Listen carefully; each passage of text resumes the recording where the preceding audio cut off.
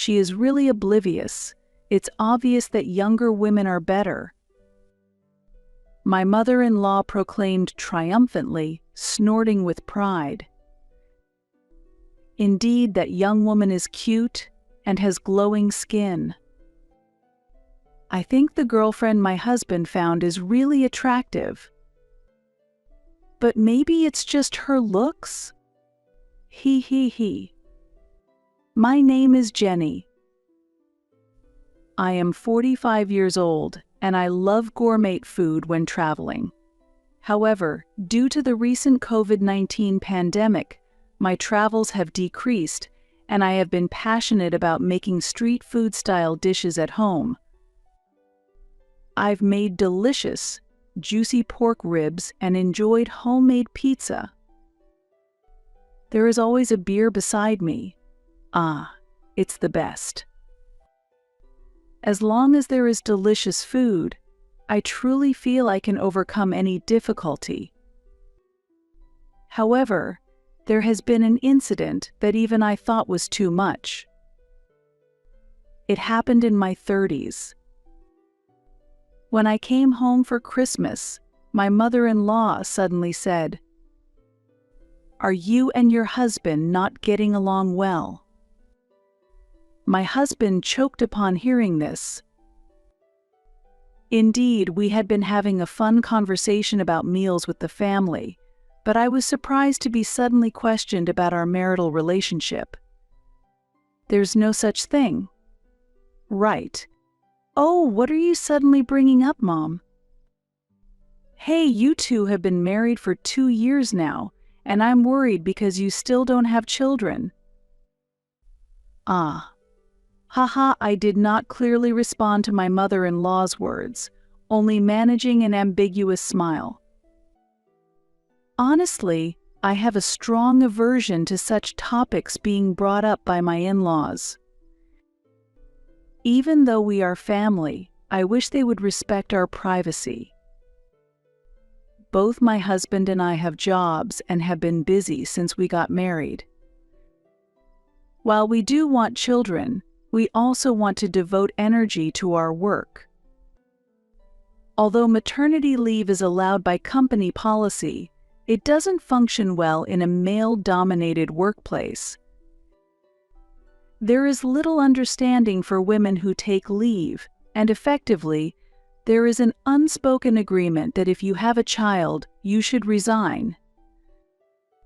We had almost used up our savings for the wedding, and there was not enough financial leeway for me to resign and still sustain our lives. Thus, my husband and I have discussed that it's okay to have children a bit later, and we have mentioned this to my parents-in-law numerous times. However, we are continuously pressured with, "Women have limited time, you should have children soon." They don't listen to our opinions at all. So, each time we visit home, the same topic is mentioned, and it has become a regular event. By now, I thought it best to get used to my insensitive in-laws and handle them casually, but a certain incident significantly changed my perspective. It was at the end of the 3rd year of our marriage. "Why don't you two consider getting tested for infertility?" my mother-in-law suggested, handing us a printed page from an obstetrician's website.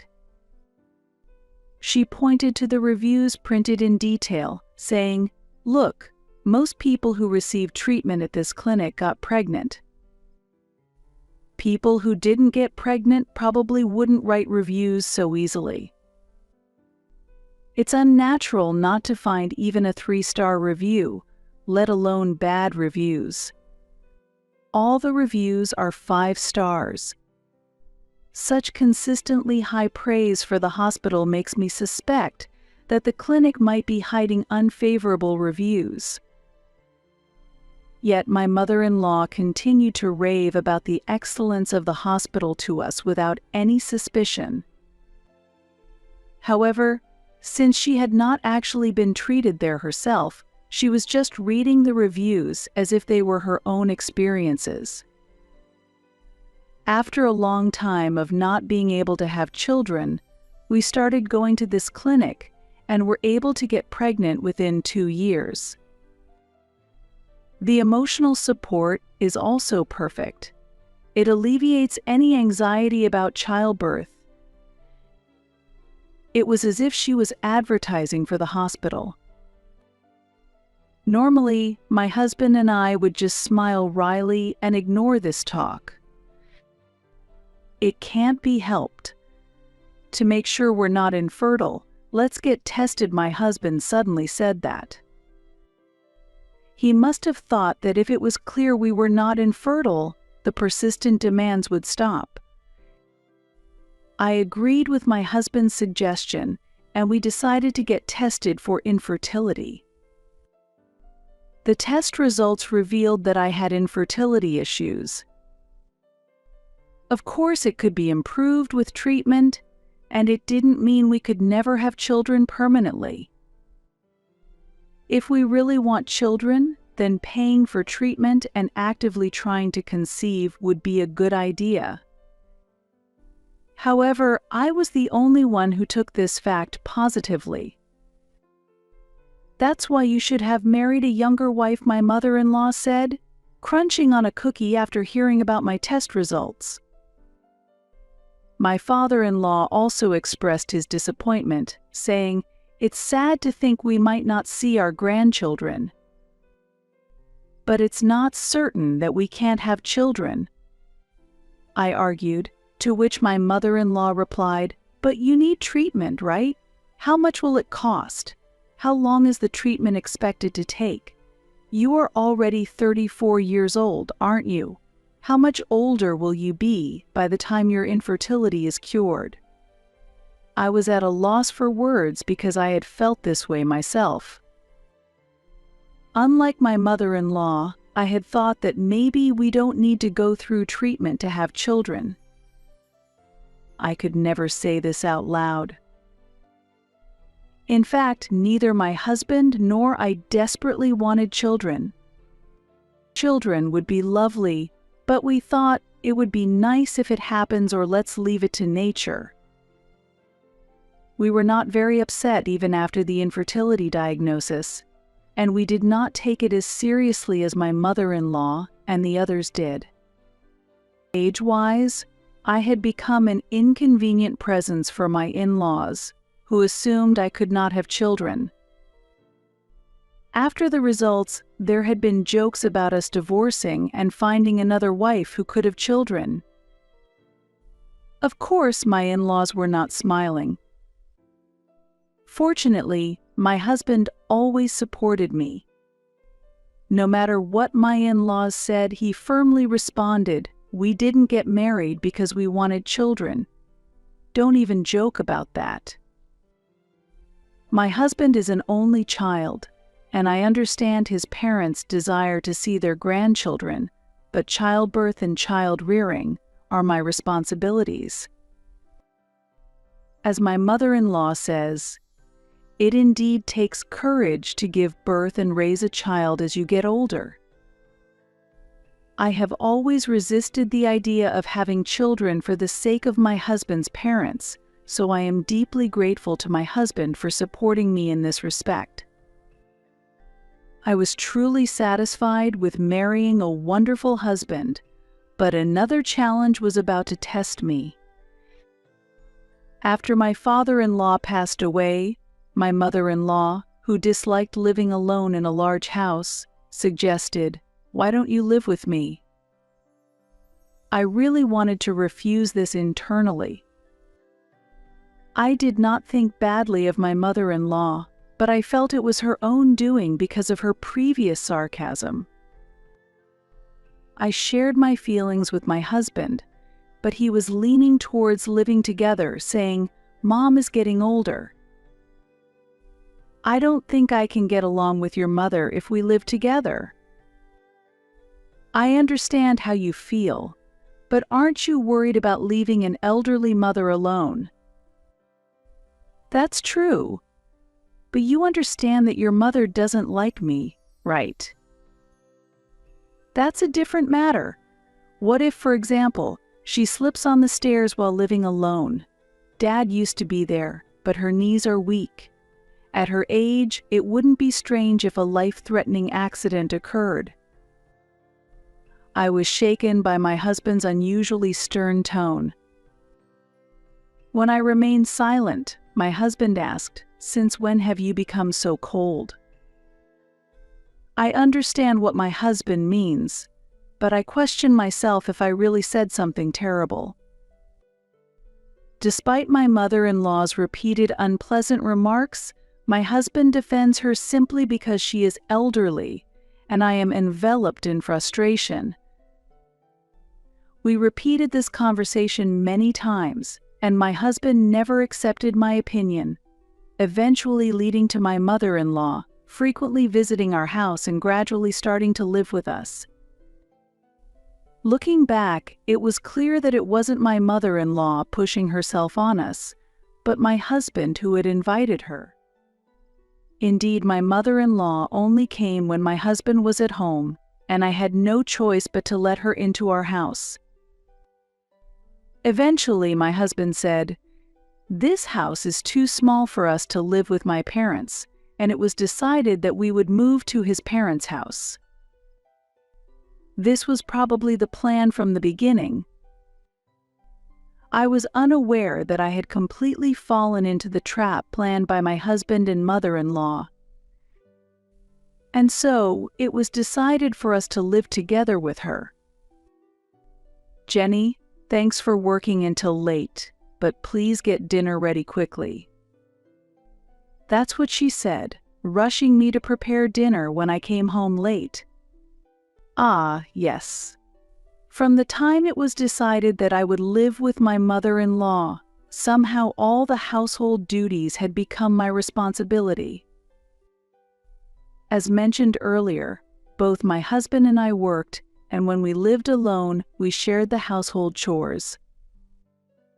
However, since living with my mother-in-law, she reprimanded me for letting her son do household chores and declared that I should fulfill my duties as a wife, making all the housework my sole responsibility. My mother-in-law herself does not work and spends her days relaxing at home.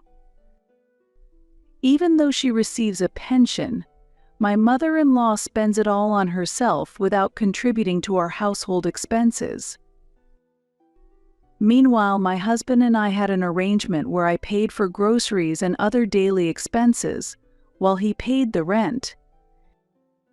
Strangely, this arrangement has continued even after we moved into his parents' house.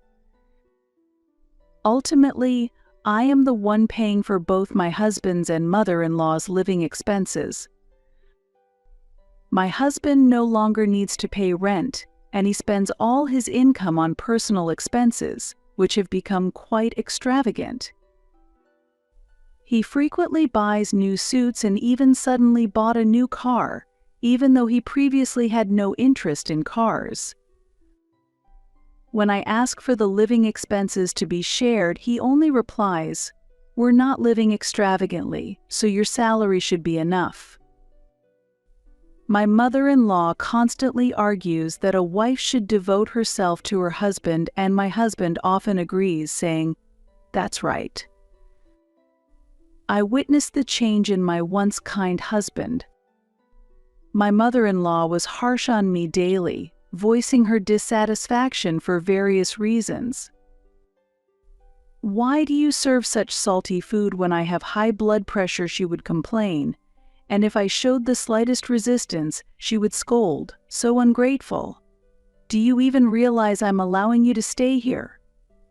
Her bullying was like a scene from an old drama. Despite feeling this way, I tried to ignore it. However, I was mentally and physically exhausted due to my busy work schedule and the lack of rest at home. Moreover, my husband no longer supported me. As time passed, he sided more with his mother and became increasingly arrogant. He would silently hold out an empty glass, demanding a drink, and showed willingness to comply with everything my mother-in-law said. Once my mother-in-law demanded, "Drive me to meet a friend at a cafe." That day, I was sick with a cold, suffering from a headache and a slight fever. Lacking the energy to drive, I honestly told them, "I'm sick, so I need to rest," but my husband scolded me, saying, "Don't be mean to my mother." No matter how much I explained, my husband wouldn't listen, and I ended up driving my mother-in-law. As a result, I had to pick her up too, and the next day I was down with a high fever of over 100 degrees and had to take a day off from work. Despite sacrificing myself for the family, no one took care of me. They avoided me, saying, "You might infect us," and told me, "We'll eat out." No one went shopping, so I ended up without food for 2 days, hardly eating anything while suffering from a high fever. My relationship with my husband deteriorated over time, and I thought about divorce. During this time, my company assigned me to a long-term business trip to inspect our overseas branch. The assignment was for 3 months, effectively making it a solo assignment. This opportunity seemed good to distance myself from my husband, and my allowance would increase during my overseas work. Thus, I gladly accepted the business trip offer and left for overseas, despite my mother-in-law and husband's complaints. When I returned from abroad and entered my home, I heard strange noises from the living room, including voices of my husband, mother-in-law, and an unfamiliar woman. Wondering what was happening, I walked into the living room. Suddenly, the unfamiliar woman exclaimed in surprise. My husband stood next to her with a frozen expression, and my mother-in-law, with a heavy sigh, placed her hands on her hips as if to say, "It's hopeless." I couldn't understand the situation at all. Who is this?" No one answered my question. They only averted their eyes. I asked again more forcefully, "Who is this woman?" Although I nearly knew the answer, my intuition told me so. At that moment, my mother-in-law looked around at the two of them and said, nodding, "There's no problem, right?" "You really are oblivious. It's obvious that a younger woman is better." My mother-in-law laughed. "That statement, you're acknowledging that my husband is having an affair, right?" "Yes, that's right," my mother-in-law answered. As my mother-in-law stood boldly, my husband looked uneasy. Should I take that as the truth? Then I pressed sternly, and my mother-in-law and the woman urged my husband, "Tell her that's true." With a complicated expression, my husband admitted, "My mother is right. As you can see, Jenny, you no longer have a role here. From now on, Katie will be my daughter-in-law," my mother-in-law declared, embracing the woman named Katie. Katie is only 20 years old, has no fertility issues, and unlike you, who are older and may find childbirth difficult, Katie has the potential to have many children. We can finally meet our grandchildren.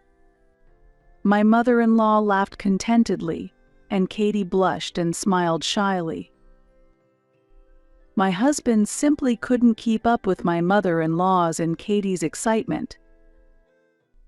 Eventually, my mother-in-law pressured her son, "You have complaints about Jenny, don't you? Say it now." Finally, he spoke up, "I want a divorce. You understand, right? This house needs a young woman who can have children. Just disappear quickly," he declared all at once. After finishing his statement, he looked satisfied with himself. Watching this, my mother-in-law and Katie applauded, turning the environment completely hostile against me. However, I had already reached a certain realization. This woman, I had seen her before. She was definitely that person. I laughed to myself. They know nothing. They should enjoy kicking me out while they can, because it's just temporary happiness.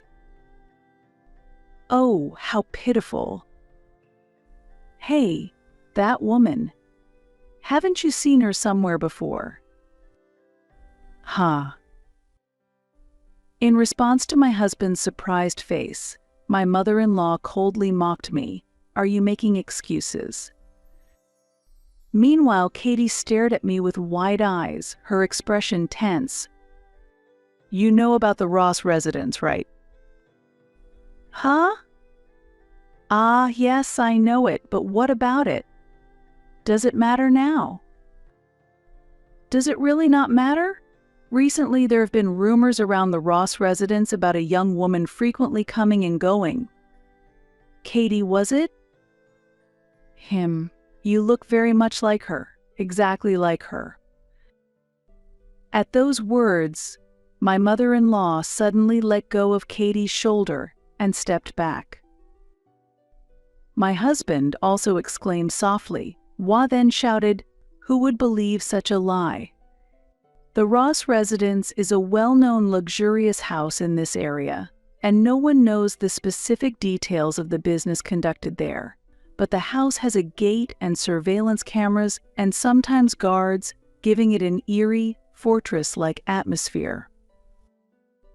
Although their faces are not similar, the house is home to many stern-looking men, and the particularly grim-faced master is called boss by everyone. All the cars visible from the outside are black luxury vehicles, and the nameplate emits an indescribable eeriness. Because of such an atmosphere, even mischievous elementary school students passing by the house do nothing and quietly walk past. That is the infamous Ross residence. Again, no one knows the specific industry of that house. However, the local people tacitly understand it as that kind of thing. That says it all. Mother, you have lived in this town for a long time, so why didn't you notice? Oh, is it because I was pushed to take over the community work? Too bad, I said sarcastically, smiling at her, and she glared at me with a perplexed expression. If you do something wrong, it comes back to bite you. Thanks to my taking on the unpleasant role, I got my hands on various pieces of information. There's no way Katie is involved with such people. Show me proof. If there's no proof, I won't believe it, my husband declared to me. Indeed, there is no proof. It's not like I knew Katie was having an affair and followed her around taking private photos like in a story, I replied. You're just a liar. You're being persistent in trying to avoid a divorce, he retorted. My mind is made up. Let's divorce as you wish. I earned well during my business trip abroad, and I finally decided on a new place to live. You might not have noticed, but I've been preparing for a divorce for a long time. Shut up.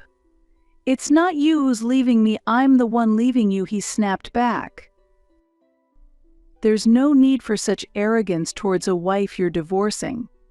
How narrow-minded. But it's all right now. The connection to the Ross residence is scary, isn't it? I want to proceed with the divorce as soon as possible. Meanwhile, Katie was smiling throughout. Her maintaining a calm demeanor without saying anything seemed to validate my words. Well, it doesn't matter to me anymore.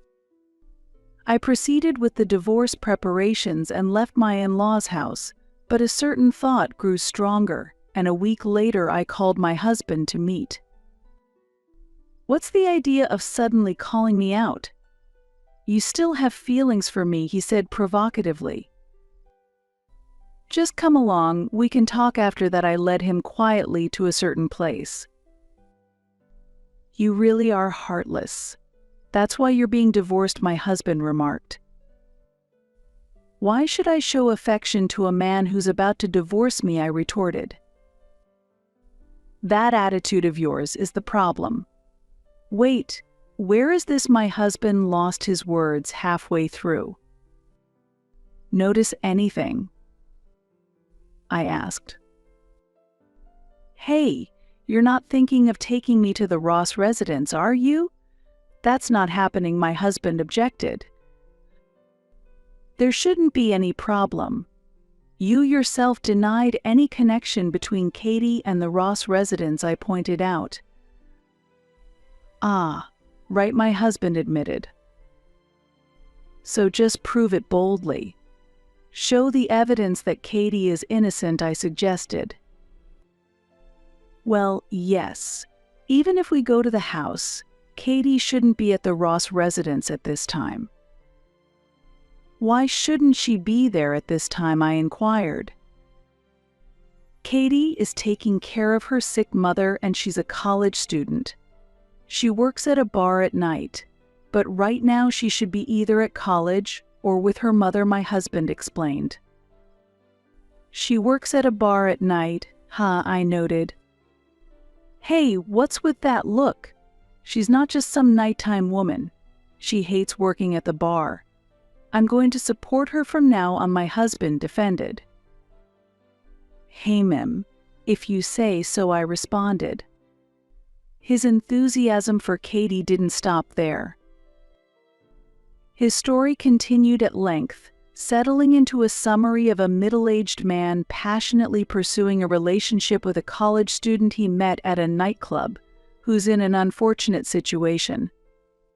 This story really bore no fruit. My husband had met her just before I went on a business trip. A mere 3-month relationship. Her sick mother? And the fact he coincidentally met a beautiful college student. Each episode was too perfect to believe. But setting that aside, as I listened to my husband's story, nodding occasionally, the Ross residence came into view. The grand gate made it impossible to see inside. I said to my husband, well, it might take about 3 hours. It's suspicious in front of the house, so if you wait on the bench in the park across the street, you can see if Katie shows up. 3 hours, my husband exclaimed. Indeed, it was a long wait. But I continued. It can't be helped. If you want to go home, you can. But you also want proof that Katie is innocent, right? Otherwise, you'll always be bothered by it. My husband pondered this. It seemed my point hit home. In the end, without clearly saying whether he would wait or not, he stayed with me at the spot. As a couple about to divorce, we spent a long time together with barely any conversation. In the silence, about an hour and a half later, the gate of the Ross residence opened. It was my first time realizing that the gates of this luxurious house opened automatically. Oh, such incredible wealth. The gate opened, but no car or person appeared. As we feared harsh treatment from the residents for our apparent surveillance, we continued to watch. And then, "It's been a while, let's go somewhere together." "Sure, it's been a while since I walked," said Ross, appearing with several men and Katie. Seeing the two of them arm in arm, my husband's face turned pale. Katie," he shouted and, without thinking, ran towards Katie and Ross. As expected, my husband could not approach them and was immediately restrained by the men. For these sturdy men, a man like my husband posed no threat, and they half smiled as they dismissed him. "What's this guy?" Surprised, Katie stopped him. "Ben, why are you here?" Katie: "Who is this man? Are you betraying me? To address my daughter so casually, you've got some nerve. What?"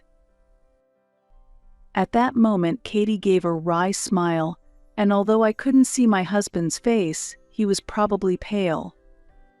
Meanwhile, Ross, showing a broad smile I had never seen before, was gripping my husband's collar. The men restraining my husband seemed even stronger now. The hostility towards my husband was clear. "Daughter?" "Yes. Any complaints?" "No, not at all." "Ha ha. What a lovely daughter." Initially, I also mistook Katie for Ross's lover, but she was indeed his daughter. That was a shock. The men also referred to her as Miss, confirming it. I was surprised that such a beautiful woman could be the daughter of a man as imposing as Ross, but upon closer inspection, her distinct features did resemble his. Women wear makeup, so their natural appearance can look quite different. "Huh? That means my husband." "Who exactly are you? You didn't try to mess with my daughter, did you?"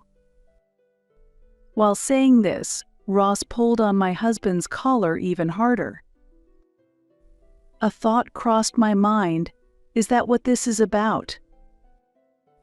This is scary. "I'm sorry, I've been seriously dating your daughter," my husband exclaimed with agitation. Ross continued to stare at him with a stern look, as if sizing him up. "Seriously dating, you say? What are you talking about?" "Please, don't make me laugh. Actually, I am this man's wife." "What?" Despite the overwhelming presence of the men around us, I stepped between my husband and Ross. Once I appeared, everyone but my husband was stunned and couldn't move. You dared to fool around with my daughter." Ross, furious, slammed my husband to the ground. My husband desperately pleaded. It's not true, but the fact that he had an affair despite having a wife did not change. Silence. "You'll regret messing with my daughter." "Wait. Katie. She said she needed to take care of her sick mother and couldn't marry until she graduated from college. I planned to get divorced by then and have everything arranged." "That makes no sense. I'm already divorced from my wife and my daughter isn't a college student, so you plan to play a double game for years." "What?" "Oh." My husband was stunned by Ross's response. He seemed shocked to learn that she was neither a college student nor had a mother. "Well, I had a feeling about that. Given her sophisticated makeup, she didn't seem like a college student." "Katie, were you really lying?" my husband pressed. After a wry smile, Katie replied, "You shouldn't take a woman's words at face value, Ben." "What is the truth then? Why would a daughter of such a household work in that kind of place?" Most of it was a lie. Working at that club was sort of a social experiment, but now that my father has found out, I have no choice but to quit, Katie explained. Ross responded to her puzzled look with, "That's only natural." However, it seemed he was not angry about his daughter's actions. From every move she made, it was clear that Ross deeply loved his daughter. Didn't you love me? Katie only responded with a wry smile, avoiding a direct answer to my husband's question. It probably felt to her like they had just been dating for a little while. It appeared she was under strict control from her stern father. For my married husband, perhaps she was just a convenient affair partner. If she was a child from such a family, even if sued for damages, she wouldn't need to worry. Her father would surely take care of it. Anyway, don't think you can mess with my daughter and get away with it. While saying this, Ross again strongly pulled my husband's collar. Even if Katie agreed to the affair, it was an unreasonable situation. However, as a wife who was cheated on, I actually felt a sweet victory despite keeping it a secret. Just as Ross was about to hit my husband, Katie intervened. "Dad, that's enough." Following his daughter's words, Ross, after a brief conversation with her, said, "If you say it's okay and let my husband go," signaling to the men around to release him too. Unable to move from fear, my husband was on his knees, tears in his eyes. Since my husband couldn't stand up due to shock, I took him back to his parents' house, and that day's events were resolved. A few days later, help me. Suddenly, my husband contacted me on my cell phone. What happened all of a sudden? As far as I'm concerned, I want to proceed with the division of property first. We can talk about that later. Please, it's urgent. Katie came to our house. What about it? Aren't you two supposed to be separated after that incident? I was going to do that. Please, I'm desperate. Get involved. I couldn't help but think, why should I? But at the same time, curiosity stirred within me. This could get interesting. I had no intention of helping my husband, but driven by curiosity, I headed to his parents' house. There, Katie, my husband, and my mother-in-law were all arguing in different ways. Please, I can't be in this house anymore. Why? Didn't you two want to have children? Actually, I'm pregnant. How do I know if it's really my child? What are you saying? At that time, I was with no one but you, Ben.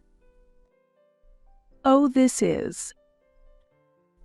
Listening in, it seemed that Katie was pregnant with my husband's child. That must be why she came all the way to his parents' house. Since my mother-in-law had partially accepted her into the family already, the pregnancy itself wasn't surprising. However, my husband apparently did not want anything more to do with Katie and was reluctant to accept the child as his. How can you expect me to believe that? I'm not even sure if you ever loved me. How can I believe it's my child? As my husband shouted, the atmosphere around him froze. I was there as a detached observer, but it wasn't the time to chime in with, "Hey, look who's here." Still, when my husband saw me, he looked relieved. "You finally came. I want to make things right with my wife. Just give up." What? I have no intention of that. As I frankly stated my true feelings, my husband frantically pleaded, "Just cooperate with me for now." Even knowing it was a lie, it was hard to accept. Katie, I no longer have any interest in this man. So if you really are pregnant, you should make him take full responsibility. As I said this, My mother-in-law shouted, "Don't butt in. We were trying to welcome you back into the family." Huh, what are you thinking? You guys are the ones who will be in trouble if I refuse to remarry. What's with that attitude? Well, Mom. Please don't make Jenny angry. Sorry, Jenny. Considering the situation, it seemed both my husband and mother-in-law were showing respect towards me. That actually felt pretty good. What's that about? You're really too much. Katie muttered quietly, facing down, speaking the plain truth. True to Ross's daughter. As she spoke, both my husband and mother-in-law froze. Her anger must have gotten through to them. Just as the two tried to make excuses, Katie picked up her phone and said, "I'm sending Dad over," then hung up immediately. Anyone could guess what was about to happen next. My mother-in-law slumped down, saying, "It's over," and my husband tried desperately to comfort Katie, but it was too late. Once she took offense. Within 10 minutes, a black car quietly stopped in front of my in-law's house. Several robust men got out and quickly shoved my husband and mother-in-law into the car. "Stop. Jenny, please help," my mother-in-law cried, tears and snot running down her face. My husband also pleaded, "Please call the police. Call the police," but before he could finish his sentence, the car carrying them sped away. Did I call the police? Absolutely not. I pretended not to see because I didn't want to get involved. A few days later, I received a call from my husband to discuss the division of property. Thinking that we were finally getting divorced made my heart feel lighter. I couldn't help but smile throughout the negotiation. My husband had been reluctant before, but on this day he agreed to everything I said. As a result, the division of property and the compensation turned out very favorably for me. I avoided receiving any money from Katie, feeling it too risky, but my husband took care of it instead. It took some time, but I feel it was the best possible outcome for my divorce. Meanwhile, my ex-husband was in a sorry state that day. His arm was fractured, and his arms and legs were covered in bruises and wounds. While his face was strangely unscathed, every little movement he made let out a small cry of pain, indicating his body was severely injured. He was listless, and during our conversation, he hardly said anything beyond "yes" or "that's right," making the divorce discussion surprisingly smooth. My mother-in-law had no physical injuries but stared into the void with a vacant expression and hardly spoke. I don't want to delve into specifics, but anyone can assume they were treated roughly at the Ross residence. Having escaped that situation, my married life ended as I had hoped. Later, I met my husband just once more to sort out some belongings, but my mother-in-law had broken down mentally and was almost like a vegetable. My husband seemed psychologically cornered as well, and the sight of him caring for my mother-in-law was truly pitiful. The Ross residence seems to be paying compensation, childbirth costs, and child support. However, when I recently saw Katie, her belly wasn't noticeably large. Whether she was actually pregnant remains unclear, but given that household's nature, my husband and others probably wouldn't dare contest it even if they knew the truth. There's a saying, "Let sleeping gods lie," and it's exactly about not meddling with things one shouldn't have touched. Meanwhile, I was offered a promotion and a position at an overseas branch by my company.